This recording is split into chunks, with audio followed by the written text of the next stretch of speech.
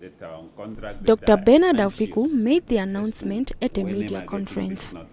He also clarified the termination of employment contracts of about 10 Kenyan nurses.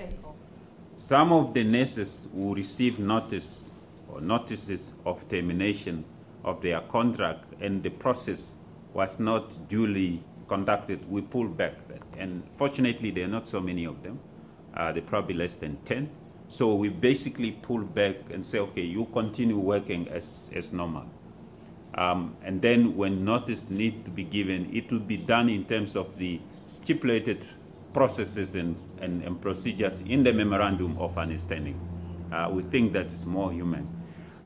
Dr. Aufiku explained that the ministry emphasized to renew all contracts in due course. The move emanates from an agreement reached to recruit medical practitioners from Kenya after a drastic shortages of nurses, dentists, as well as pharmacists in Namibia a few years ago. Kenyan High Commissioner in Namibia, Isaac Njenga, welcomed the decision to reinstate them. We want just to laud the Ministry of Health, the Minister, especially for giving us an ear and guiding us on this and clarifying on the issues that were the matters that were of concern. And we look forward, of course, to continued cooperation in this area of health, various areas. It doesn't mean that it will just be on the nursing front. Recently, there's been an outcry by local jobless nursing graduates who confronted Aufiku after the freezing of vacancies due to the global economic headwinds.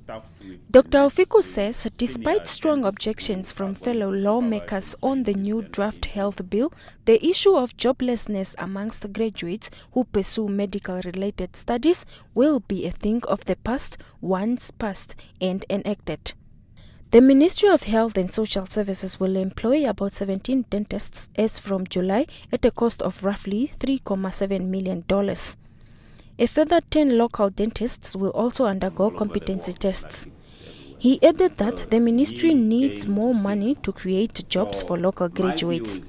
Paulina Ndalikokule, NBC News, Windhoek.